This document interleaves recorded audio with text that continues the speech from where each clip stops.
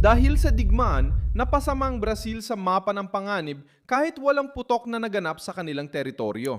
Ang pumitinding tensyon militar sa gitnang silangan ay nakaapekto sa humigit kumulang 70,000 Brazilian. Ayon sa inyulat ni Kanselier Mauro Vieira sa Senado noong ika-18 ng Marso, 2026.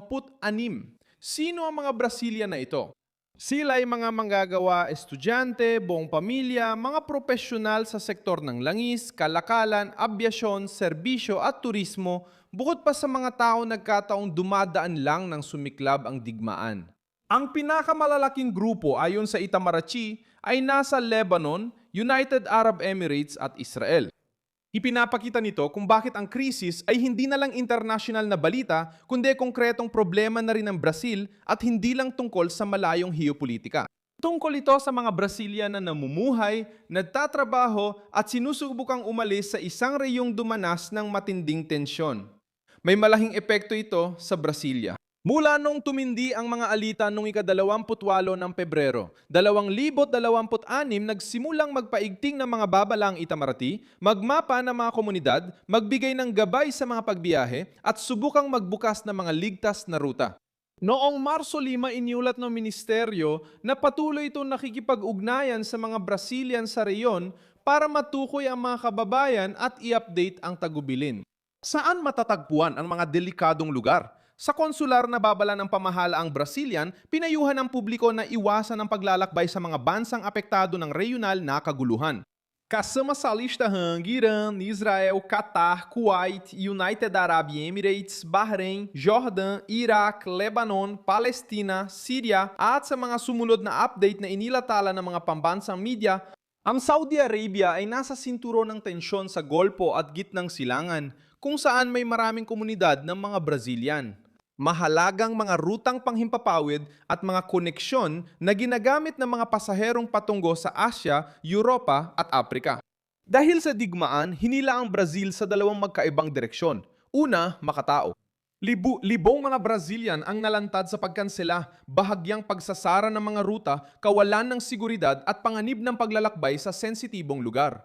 Ang gikalawa ay diplomático at logistikal. Kinailangang isaayos ng Itamaraty ang mga flight, makipagnegosasyon para sa mga alternatibo at isaayos muli ang konsular na tulong habang nangyayari ang sitwasyon. Bakit seryoso ito? Dahil kahit wala ang Brazil sa sentrong militar ng digmaan, apektado ito sa tao, ekonomiya at diplomasya. Kapag ang isang estratehikong rehiyon ay nagkakagulo, hindi lang mga sundalo ang kumikilos. Hindi na normal ang operasyon ng eroplano, naiipit ang pantalan, tumataas ang siguro, nagbabago ang rutang pangkalakalan at nagmamadali mga gobyerno para protektahan ang mamamayan. Ang datos ng 8,000 Brazilian na naglalakbay sa simula ng krisis ay nagpapakita nito ng matindi. Maraming taong naipit sa gitna ng sistema, hindi naman doon nakatira, pero umaasa sa mismo mga rutang panghimpapawid at pandagat na yon. Ang pinakamalakas na punto ng kwentong ito ay winawasak nito ang ideya na ang mga digmaan na malayo ay nananatiling malayo.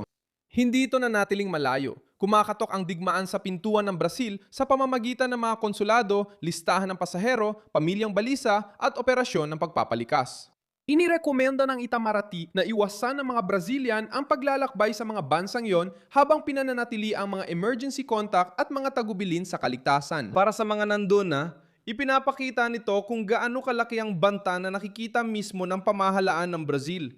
Mahalalaga rin ang epekto sa politika kapag sinabi ng kalihim ng ugnayang panlabas na may 70,000 Brazilian sa apektadong lugar.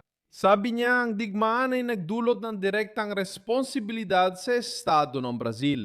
Dapat kumilos ang Brasilia, hindi lang sa diplomatikong paraan, kundi pati sa operasyonal na tugon. Ito ang pagkakaiba ng pagkomento sa isang tunggalian at pamamahala sa mga kahihinatnan nito.